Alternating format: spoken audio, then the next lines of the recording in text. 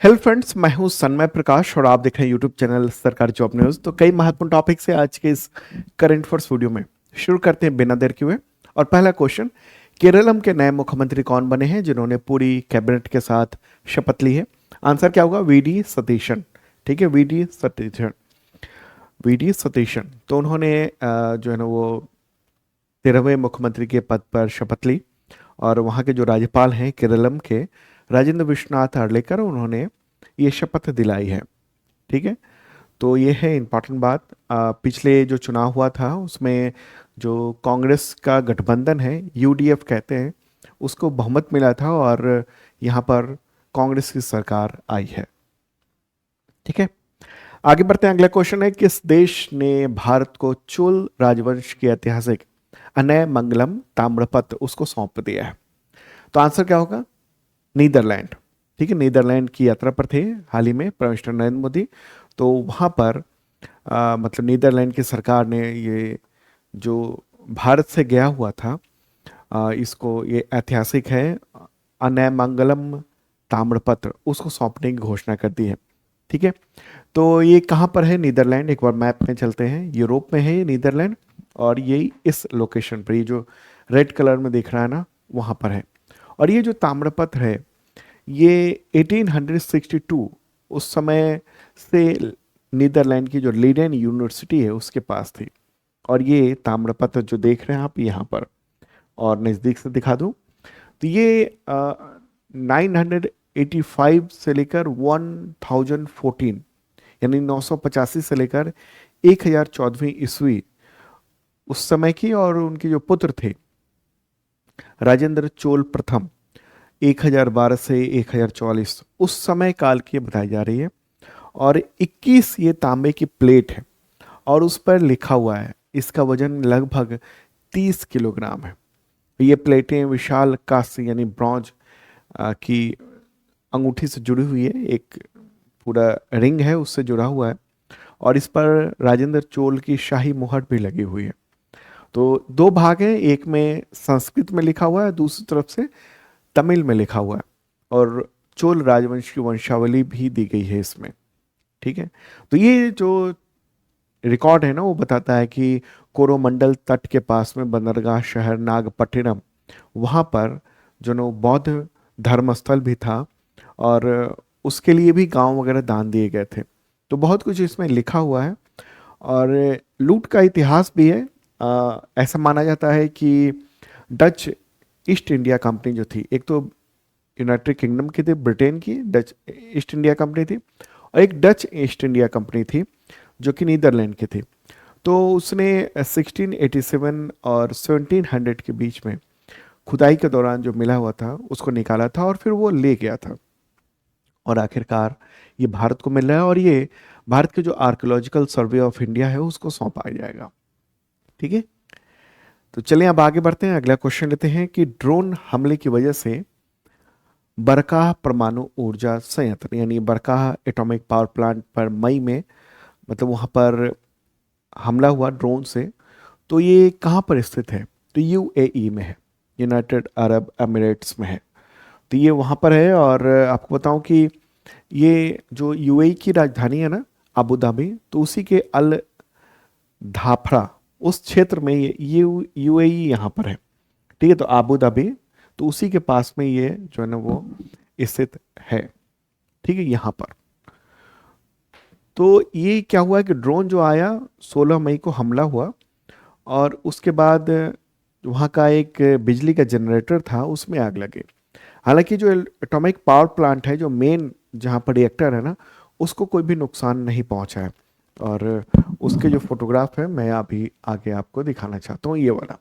ठीक है, तो कोई नुकसान नहीं हुआ है। लेकिन इसके बाद क्या हुआ, इस हमले के बाद जो कच्चे तेल का प्राइस है दुनिया भर में वो बढ़ गया।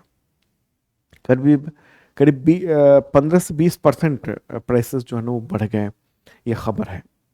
ओके, लेकिन अब किसने हमला किया इसकी कोई खबर नहीं है, कोई पता ही नहीं है। और इसकी जांच चल रही है कि किसने किया है हमला। अगला क्वेश्चन है कि भोजशाला कमल मौला परिसर किस शहर में स्थित है, जिसके मंदिर मस्जिद जो विवाद था उसके संबंध में मध्य प्रदेश हाई कोर्ट ने इसको मंदिर घोषित किया है। आंसर होगा धार। ठीक है, धार में है ये, मध्य प्रदेश के। तो ये फैसला जो है ना वो एएसआई यानी आर्कियोलॉजिकल सर्वे ऑफ इंडिया की एक रिपोर्ट के आधार पर किया गया है और 15 मई को ये फैसला सुनाया गया है। और परिसर को देवी वांग देवी तो उसके मंदिर के रूप में मान्यता दी गई है, जिसमें हिंदू समुदाय जो है ना वो वहाँ पर पूजा वगैरह उसकी अनुमति मिल गई है, जबकि मुस्लिम समुदाय के दावे को खारिज कर दिया गया है। अदालत ने यह कहा है कि मुस्लिम प्रतिनिधि जो है ना वो मध्य प्रदेश सरकार से धार जिले में वैकल्पिक भूमि का टुकड़ा मांग सकते हैं, उनको दिया जा सकता है। तो ये है इंपॉर्टेंट बात। कोर्ट ने एएसआई के 2003 के उस आदेश को रद्द कर दिया जिसमें मुस्लिम समुदाय को शुक्रवार को यहाँ पर नमाज अदा करने की अनुमति थी, और जबकि हिंदुओं को मंगलवार और बसंत पंचमी के दिन भोजशाला परिसर में पूजा का अधिकार था। वो अधिकार पर प्रतिबंध लगा दिया गया था उसमें। अब क्या है, अब ये मंदिर घोषित कर दिया गया है। अगला क्वेश्चन होगा, किस केंद्र शासित प्रदेश ने मंडे मेट्रो अभियान की शुरुआत की है? तो दिल्ली ने की है। दिल्ली के मुख्यमंत्री रेखा गुप्ता हैं, तो उन्होंने जो है ना वो ईंधन बचाने के लिए मेट्रो से जाना शुरू किया है अपने दफ्तर, अपने घर पे। तो ये है इम्पोर्टेंट बात। और लोगों से भी अपील की गई है कि मेट्रो का ज़्यादा से ज़्यादा यूज़ करें, मंडे को खास तौर पर जरूर करें ताकि तेल की जो खपत है वो कम हो। ठीक है, तो ये एक इम्पोर्टेंट बात। लेकिन इस पर विवाद भी हुआ कि भाई पूरे एक बोगी को खाली करा दिया गया, फिर बाद में जब वो बैठी तो फिर पब्लिक को आने दिया गया। तो ये है, हालांकि भीड़ को कंट्रोल किया गया। मेट्रो में भीड़ बहुत होती है, लेकिन उस बोगी में जिसमें चीफ मिनिस्टर हैं, एकदम से बहुत कम लोगों को एंट्री दी गई थी। चलिए आगे बढ़ते हैं। अगला क्वेश्चन लेते हैं कि वर्ल्ड हाइपरटेंशन डे कब मनाया जाता है? तो वो है 17 मई को, और इस बार की थीम है मिलकर हाइपरटेंशन पर नियंत्रण। ठीक है, ये साइलेंट किलर के तौर पर जाना जाता है, हाइपरटेंशन यानी ब्लड प्रेशर, उच्च रक्तचाप। अगला क्वेश्चन है कि पश्चिम एशिया संकट की वजह से किस देश ने यूएई को पीछे छोड़ते हुए भारत के दूसरे सबसे बड़े निर्यात गंतव्य का दर्जा हासिल किया है? तो इसका आंसर होगा सिंगापुर। ठीक है, अब हुआ क्या है? हुआ यह है कि जो पश्चिम एशिया वाला जो युद्ध चल रहा है, या फिर कहें विवाद संकट चल रहा है, ईरान युद्ध जो है पूरा का मामला, उसकी वजह से स्ट्रेट ऑफ हॉर्मुज बंद है। तो भारत का जो सामान है ना, जो गुड्स है, वो स्ट्रेट ऑफ हॉर्मुज को पार नहीं कर पा रहा है। तो ऐसे में हम एक्सपोर्ट कम कर पा रहे हैं यूएई को। आपको पता होना चाहिए कि सबसे ज़्यादा जो एक्सपोर्ट करते हैं हम लोग वो अमेरिका को करते हैं, और उसके बाद था यूएई। लेकिन अब यूएई को हम उतना इंपोर्ट नहीं कर पा रहे हैं, तो फिर वो स्थान जो दूसरा था वो अब सिंगापुर को चला गया है। सिंगापुर को हम अब अमेरिका के बाद सबसे ज़्यादा एक्सपोर्ट कर रहे हैं। तो ये जो संकट हुआ है उसकी वजह से भारत का जो निर्यात है वो अब कमज़ोर हुआ है, और उसी का नतीजा देख रहे हैं हम लोग कि यूएई के साथ अब हम लोग उतना ट्रेड नहीं कर पा रहे हैं। ठीक है, कुछ आंकड़े की अगर हम चर्चा कर लें, एक तो देख लेते हैं कि ये जो सिंगापुर है वो है कहाँ पर। तो सिंगापुर आप मेरे बगल में देखेंगे, ये इस लोकेशन पर है। सिटी कंट्री कहिए आप, ये है। ठीक है, और ये जो यहाँ के जो राजधानी है वो सिंगापुर सिटी कहा जाता है। राष्ट्रपति जो है ना यहाँ के वो थर्मन शनमुगरत्नम है। प्राइम मिनिस्टर लॉरेंस वोंग है। यहाँ पर सिंगापुर डॉलर चलता है। ठीक है, और आबादी करीब 61 लाख के आसपास है। पड़ोसी देश की बात करेंगे तो इधर वाला जो है ना ये मलेशिया हो गया, और इधर इंडोनेशिया होगा। ये छोटा सा द्वीपीय है। ठीक है, तो मतलब अब ये है कि हम एक्सपोर्ट जो है ना वो अब जो है ना सिंगापुर हमारा दूसरा गंतव्य स्थान हो गया है। ये डेटा है ना अप्रैल 2026 का। तो अप्रैल में भारत का सिंगापुर को एक्सपोर्ट जो हुआ है 180% बढ़ गया है, 3.2 बिलियन डॉलर का पहुंच गया है। और जबकि 2025 में ये 1.14 अरब अमेरिकी डॉलर का था।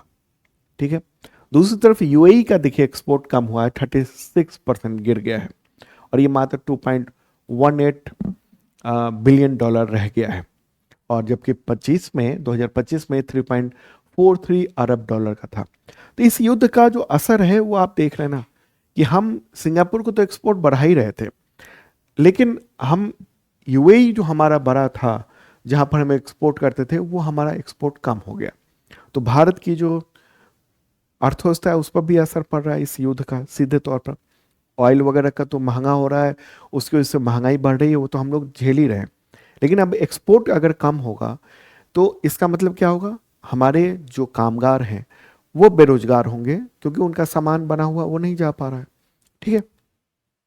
अगला क्वेश्चन है कि शांति के साथ एक साथ रहने का अंतर्राष्ट्रीय दिवस कब मनाया जाता है? 16 मई को मनाया जाता है। संयुक्त राष्ट्र ने ये दिवस घोषित किया हुआ है। अगला क्वेश्चन है विश्व एड्स वैक्सीन दिवस कब मनाया जाता है? तो वह है 18 मई को। तो एचआईवी को रोकने और इलाज के लिए अभी तक कोई टीका है नहीं, लेकिन कई ऐसे दवाएं हैं जो या टीके हैं जो एचआईवी पीड़ितों को मदद कर सकते हैं। ठीक है।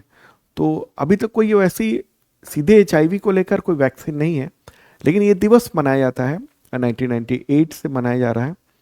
ठीक है। एड्स वैक्सीन परीक्षण हुआ था 1997 में, हालांकि अभी तक कोई कारगर वैक्सीन अभी आई नहीं है। अगला क्वेश्चन है केरलम विधानसभा के स्पीकर कौन बने हैं?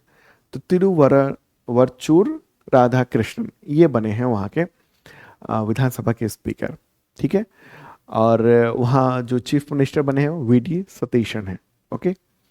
अगला क्वेश्चन है कि ईरान ने हॉर्मुज स्ट्रेट पर टैक्स और मैनेजमेंट के लिए पर्सियन गल्फ स्टेट अथॉरिटी का गठन किया है।